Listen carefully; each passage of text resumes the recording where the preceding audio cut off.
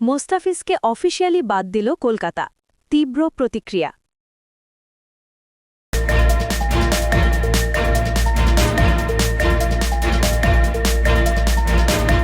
বড় ধাক্কা খেল বাংলাদেশ ও ভারতের ক্রিকেট মহল। ভারতীয় ক্রিকেট কন্ট্রোল বোর্ডের সরাসরি নির্দেশে বাংলাদেশের বাঁহাতি পেসার মোস্তাফিজুর রহমানকে দল থেকে আনুষ্ঠানিকভাবে রিলিজ করেছে তিনবারের চ্যাম্পিয়ন কলকাতা নাইট রাইডার্স বা কেকেআর। কেকেআরের দাবি, মাঠের বাইরের সাম্প্রতিক কিছু ইস্যু ও বিতর্কের জেরে এই কঠিন সিদ্ধান্ত নিতে বাধ্য হয়েছে টুর্নামেন্টের নিয়ন্ত্রক সংস্থা। এর প্রভাব পড়েছে দুই দেশের ক্রিকেট প্রেমীদের মধ্যেও। সামাজিক যোগাযোগের মাধ্যমগুলোতে পক্ষে বিপক্ষে মন্তব্যের ঝড় বয়ে যাচ্ছে।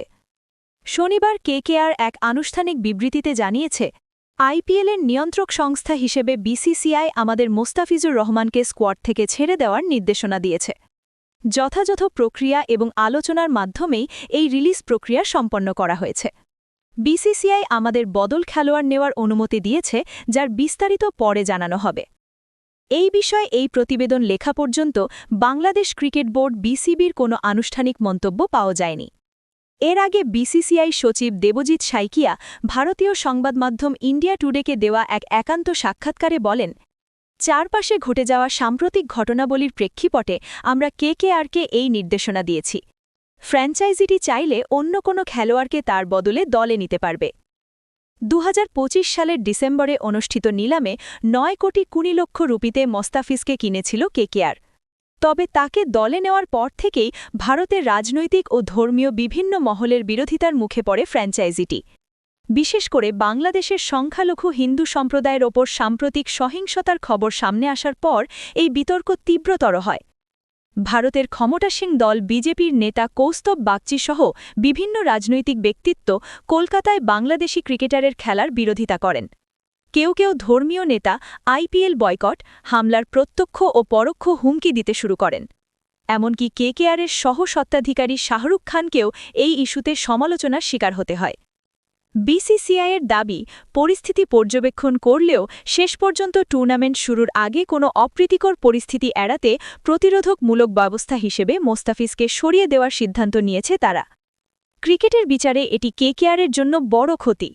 স্লোয়ার ও কাটারের জন্য পরিচিত মোস্তাফিজকে তাদের বোলিং আক্রমণের প্রধান অস্ত্র ধরা হচ্ছিল। টি-20তে তিনি নিঃসন্দেহে এই মুহূর্তে বিশ্বের অন্যতম সেরা বোলার। এই ঘটনা দুই দেশের ক্রিকেট প্রেমীদের জন্য বড় ধাক্কা। মোস্তাফিজ ভারতে খুব পছন্দের। তাকে দলে পাওয়া মানেই বাংলাদেশের বিপুল সংখ্যক দর্শকের নজরে থাকা। বিশেষ করে ফ্র্যাঞ্চাইজির ফেসবুক পোস্টের ভিউ এবং রিচ অনেক বেড়ে যায়। যতবার আইপিএলে খেলেছেন, সোশ্যাল মিডিয়ায় হাইপের দিক থেকে শীর্ষ পর্যায়েই ছিলেন মোস্তাফিজ।